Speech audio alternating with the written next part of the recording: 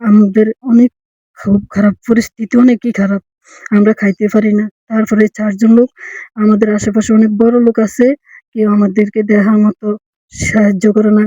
তারপর কেউ খোঁজ খবর নেয় না। এখন আমাদের অবস্থা খারাপ। এই রমজান মাসে যদি আপনাদের দয়া হয়, মায়া হয়, আল্লাহর হস্তে, আল্লাহর দিকে ছায়া, আপনার যে যেতটুকু পারেন আমাদেরকে একটু সহযোগিতা করিন। শুনেছি নুরুল ইসলাম নয়ন ভাই অনেক ভালো মানুষ। তিনি তিনি যদি আমাদের এই অবস্থা দেখিয়া আমাদের অবস্থার দিকে একটু লক্ষ্য করতেন, আমাদের অসহায় এই গরিব দিকের দিকে একটু লক্ষ্য করিয়া তাকাইতেন, তাহলে অনেক ভালো হতো। তার কাছে আমরা কৃতজ্ঞতা হইতাম। আমাদের সংসার সাজানো গোছানো ছিল। আমার একটা স্বপ্ন ছিল, আমার বোনের স্বপ্ন ছিল। আমার বাবা সেই স্বপ্ন পূরণ করব বলছিল। তারপর বাবা মারা যাওয়ার পর থেকে আর পড়ালেখা হয় না। আমার বাবা লিভার ক্যান্সারে মারা যান। তারপরে আমার মা ২ সন্তান, আমার ২ টি ভাই নিয়ে চলে যান। আমার বাবা যখন ছিল তখন ভালো করে পড়ালেখা হয়েছিল, খাওয়া-দাওয়া হয়েছে। তখন আমার বাবা চলে গেছে, তখন থেকে আর লেখাপড়া হয় না, খাওয়া-দাওয়া হয় না। কখন খাবো কিভাবে? বা ঘরে চাউল নাই, কিছু নাই। মাঝে মাঝে বাসায় বেড়াতে যাই, ওরা অনেক কথা বলে। আবার ফিরে আসি।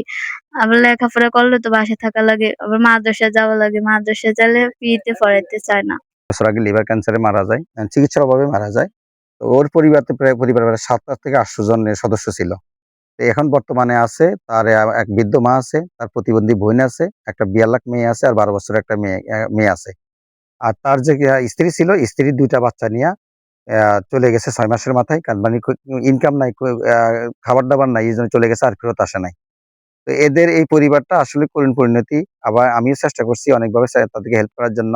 আশেপাশে থেকে যারা হেল্প করে তারা একবেলা হেল্প করে, কিন্তু ৩ বেলা হেল্প করতে পারে না। ১ দিন হেল্প করে, ২০ দিন হেল্প করতে পারে না। আমরা এখানে প্রতিবেশী যারা আছি, ওই যে মনে করেন ঈদে চাঁদের মতন আরকি, ওরকম। কিছুটা হইলো সহযোগিতা সামান্য, এতে তো এদের কিছু চলে না। এরা এমন একটা ফ্যামিলি, কারো কাছে বলতেও পারে না, চাইতেও পারে না, খাইতেও পারে না। অনেক সময় এই বাড়িঘর থেকে একদিন চলে যায়। এখন যদি আসলে কোনো সরকারি ভাবে বা কোনো কারো মাধ্যম দেওয়া যদি কোনো একটা বড় ধরনের একটা এদেরকে সাহায্য সহযোগিতা যদি কেউ করলে, এটা তো ভালো দিক। যদি কেউ এরকম আগে আসে।